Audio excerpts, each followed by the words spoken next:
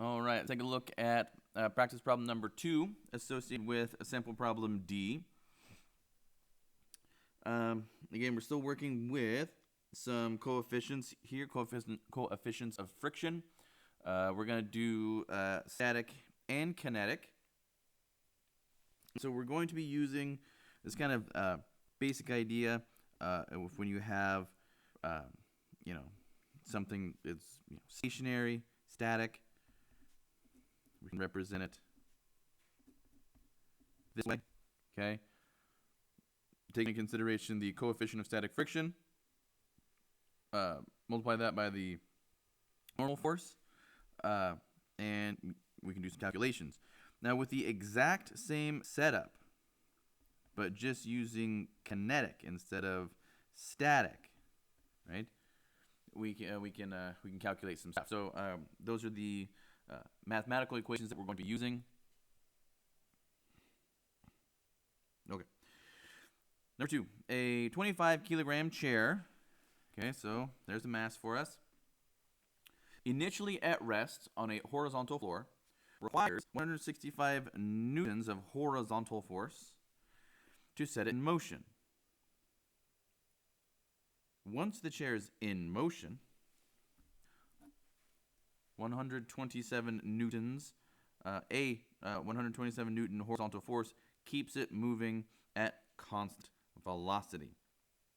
A, find the coefficient of static friction between the chair and the floor. So static, right? Coefficient of static friction. We have to get it moving. Okay, the amount of force that we have to apply to the chair to get it moving, or as the question says, to set it in motion. Okay, to overcome its state, right? It's its inertia of wanting to remain in its state of not moving. So we have to apply 165 newtons, and so this kind of force to overcome the state of the chair, call it max, right? Because that's the maximum amount of force that the chair can actually withstand and maintain its state. So we'll say 165 newtons. Okay, my mass is 25 kilograms. Let's get started. So we can use, like I said earlier, we can use this equation to facilitate our calculations, right? Because we have this kind of Fs max. Trying to calculate the coefficient of static friction, okay? But we don't really have this normal force. But here's the thing. We're not given directly the force, but we are given its mass. And we know that force is equal to mass times acceleration. And if we're talking about the normal force, we can say that normal force is equal to mass times acceleration due to gravity. That is something we can say. And so we can substitute this term in for this term, okay, including in the equation. So if I write that out, Fs max equal to the coefficient of static friction multiplied by the force, which is the same as coefficient of static friction multiplied by a g. Remember, I know that g is negative 9.81 meters per second squared. Now, I'm trying to solve for coefficient of static friction. So I'm going to get rid of mg by dividing both sides by mg. And so I end up with, what do we have? It would be Fs max divided by mg. So now we're in a situation where I actually know all the values. I have 165 newtons, right, for my Fs max. I know that the object is 25 kilograms, and I am multiplying it by the acceleration due to gravity.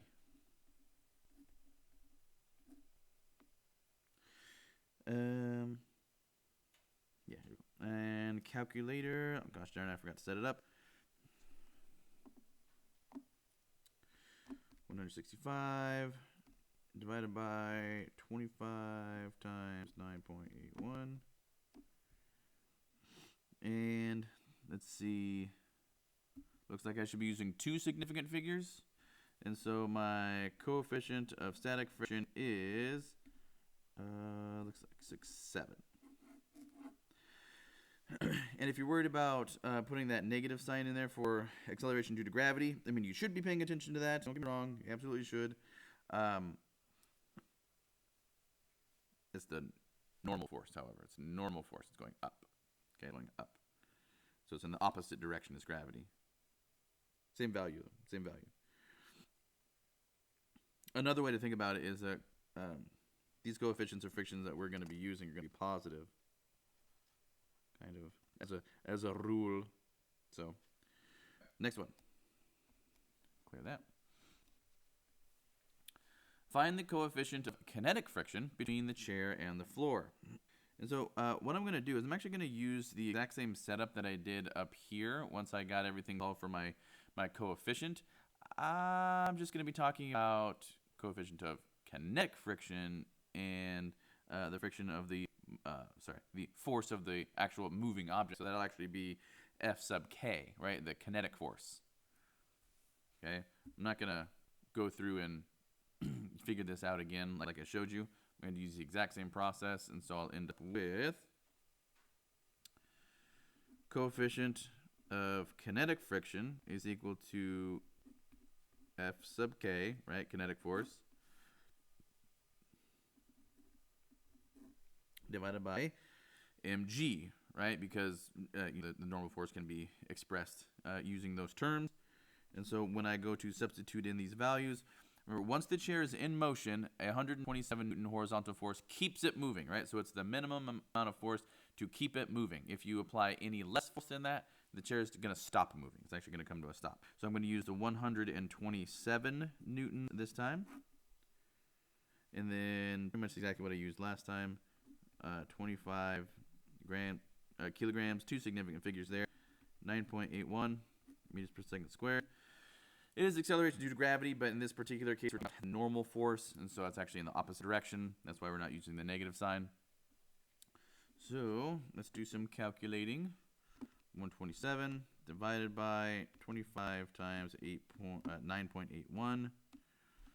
And let's see again. Like I said, two significant figures. So this tells me that I should actually report 0.52.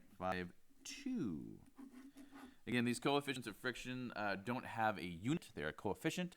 So final answer is 0.52.